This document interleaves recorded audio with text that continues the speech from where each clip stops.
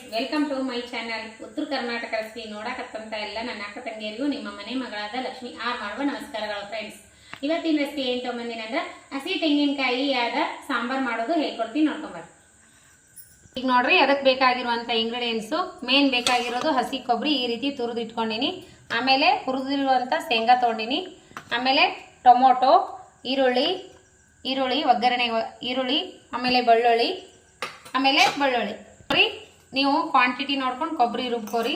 ಹಸಿ ಕೊಬ್ಬರಿ ಈ ರೀತಿ ತುರಿದಿನಲ್ಲ, ಇದಿಷ್ಟು ಕೊಬ್ಬರಿ ಹಾಕೋತೀನಿ. ಇವಾಗ ಶೇಂಗಾ ಹಾಕ್ತಾ ಇದ್ದೀನಿ. ಇಷ್ಟು ಶೇಂಗಾ ಹಾಕಿನಿ ಹುರಿದಿರೋ ಅಂಥದ್ದು. ಆಮೇಲೆ ಒಂದು 4-5 ಹಸಿರು ಬೆಳ್ಳುಳ್ಳಿ ಹಾಕ್ತಾ ಇದ್ದೀನಿ ರುಬ್ಕೊಳ್ಳಿಕ್ಕೆ. ಆಮೇಲೆ ಸಾಂಬಾರ್ ಪೌಡರ್, ಆಮೇಲೆ ಅಚ್ಕಾರದ ಪೌಡ್ರ್, ಆಮೇಲೆ ಅರಿಶಿನ ಪೌಡರ್, ಆಮೇಲೆ ಹುಣಸೆ ಹಣ್ಣು ಹಾಕಿ ರುಬ್ಬುತ್ತೀನಿ ನೋಡ್ರಿ. ರುಚಿಗೆ ತಕ್ಕಷ್ಟು ಉಪ್ಪು ಹಾಕ್ತೀನಿ. ಅಷ್ಟು ಉಪ್ಪು, ಸ್ವಲ್ಪ ಕರಿಬೇವು, ಕೊತ್ತಂಬರಿ ಹಾಕ್ತೀನಿ. ಕೊತ್ತಂಬರಿ, ಆಮೇಲೆ ಜೀರಿಗೆ, 1 ಸ್ಪೂನ್ ಜೀರಿಗೆ ರುಬ್ಕೊಂಡು ಬರೋಣ ಬನ್ನಿ. ಹುಣಸೆ ಹಣ್ಣಿನ ರಸ ಹಾಕಿ ರುಬ್ತಾ ಇರಿ. ನುಣ್ಣಗೆ ರುಬ್ಬೋಣ ನೋಡ್ರಿ. 4-5 ಸ್ಪೂನ್ ಎಣ್ಣೆ ಹಾಕ್ತಾ ಇದ್ದೀನಿ. ಎಣ್ಣೆ, ಆಮೇಲೆ ಜೀರಿಗೆ ಸಾಸಿವೆ,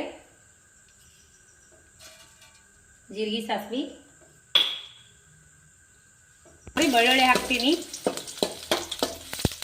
ಹಾಗೇನೆ ಈರುಳ್ಳಿ ಹಾಕೋಣ. ಸ್ವಲ್ಪ ಕೆಂಪಾಗೈತಂದ್ರೆ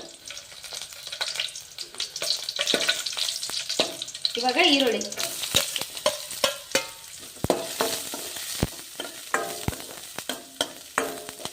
ಇವು ಸ್ವಲ್ಪ ಗೋಲ್ಡನ್ ಕಲರ್ ಬರುವವರೆಗೂ ಫ್ರೈ ಆಗಿ ನೋಡ್ರಿ. ಗೋಲ್ಡನ್ ಕಲರ್ ಬರುವವರೆಗೂ ಫ್ರೈ ಆದವಲ್ಲ, ಟೊಮೊಟೊ ಹಾಕ್ತಾ ಇದ್ದೀನಿ.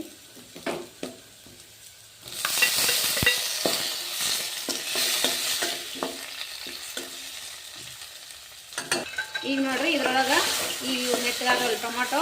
ಈಗ ಈ ರುಬ್ಬಿರುವಂಥ ಕೊಬ್ಬರಿ ಪೇಸ್ಟ್ ಇದಕ್ಕೆ ಹಾಕೋಣ.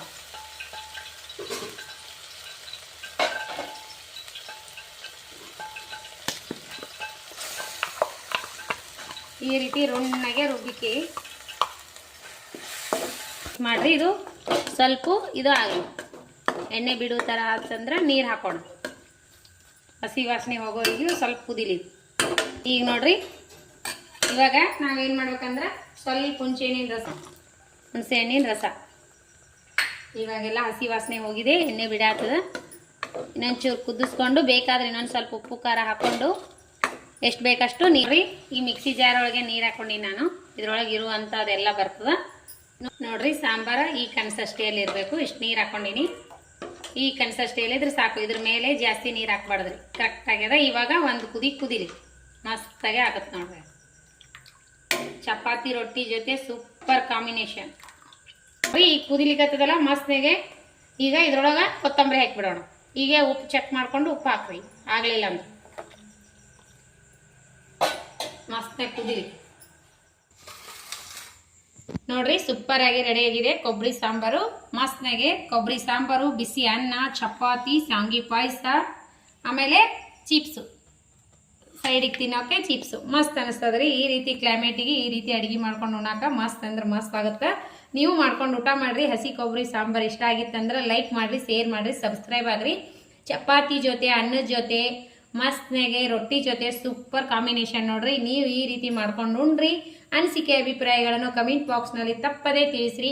ಚಪಾತಿ ಜೊತೆನೂ ತಿನ್ಬಹುದು, ಅನ್ನದ ಜೊತೆ ತಿನ್ಬಹುದು, ಇಡ್ಲಿ ಜೊತೆನೂ ತಿನ್ಬಹುದ್ರಿ. ಮಸ್ತ್ ಆಗುತ್ತೆ. ಇಷ್ಟ ಆಗಿತ್ತಂದ್ರೆ ಲೈಕ್ ಮಾಡೋದಂತೂ ಮರ್ಯಾಕ ಹೋಗ್ಬೇಡ್ರಿ. ಮಸ್ತ್ ಅಂದ್ರೆ ಮಸ್ತ್ ಆಗ್ಯದ. ಸಾಂಬಾರ್ ಸೂಪರ್ ಆಗ್ಯದ್ರಿ ನೋಡ್ರಿ. ಟೇಸ್ಟ್ ನೋಡೋಣ ಅಂತ. ಮಗ ಟೇಸ್ಟ್ ಆಗ್ಯದ?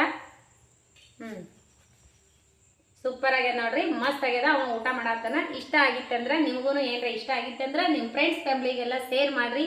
ನಿಮ್ಮ ಅನಿಸಿಕೆ ಅಭಿಪ್ರಾಯಗಳನ್ನು ಕಮೆಂಟ್ ಬಾಕ್ಸ್ನಲ್ಲಿ ತಪ್ಪದೇ ತಿಳಿಸ್ರಿ. ಯಾರೆಲ್ಲ ನನಗೆ ಈ ರೀತಿ ಸಪೋರ್ಟ್ ಮಾಡತ್ತೀರಿ, ಇದೇ ರೀತಿ ಸದಾಕಾಲ ಸಪೋರ್ಟ್ ಮಾಡ್ತಾನೆ ಇರಿ. ನನ್ನ ರೆಸಿಪಿ ನೀವು ಬಿಟ್ವೀನ್ ಟೈಮ್ ತೊಗೊಂಡು ನೋಡ್ಲಾಕತ್ತೀರಲ್ಲ, ಅವರಿಗೆಲ್ಲ ತುಂಬ ಹೃದಯದ ಧನ್ಯವಾದಗಳು ಫ್ರೆಂಡ್ಸ್. ಮತ್ತೆ ಇದೇ ರೀತಿ ಯಾರೆಲ್ಲ ಇನ್ನೂ ಸಬ್ಸ್ಕ್ರೈಬ್ ಆಗಿಲ್ಲ, ಪಕ್ಕದಲ್ಲಿರೋ ಬೆಲ್ ಬಟನ್ ಪ್ರೆಸ್ ಮಾಡ್ರಿ. ನೀವು ಸಬ್ಸ್ಕ್ರೈಬ್ ಆಗ್ತೀರಿ. ನಾ ಹಾಕುವಂಥ ಸಣ್ಣ ಪುಟ್ಟ ರೆಸಿಪಿಗಳ ನೋಟಿಫಿಕೇಶನ್ ಸಿಗ್ತದ, ನೀವು ತಕ್ಷಣನೇ ನೋಡ್ಬೋದು. ರೆಸಿಪಿ ಇಷ್ಟ ಆಗಿತ್ತಂದ್ರೂ ಲೈಕ್ ಮಾಡ್ರಿ. ಮತ್ತೆ ಮುಂದಿನ ರೆಸಿಪಿಯಲ್ಲಿ ಸಿಗೋಣ. ನಮಸ್ಕಾರ, ಬಾಯ್.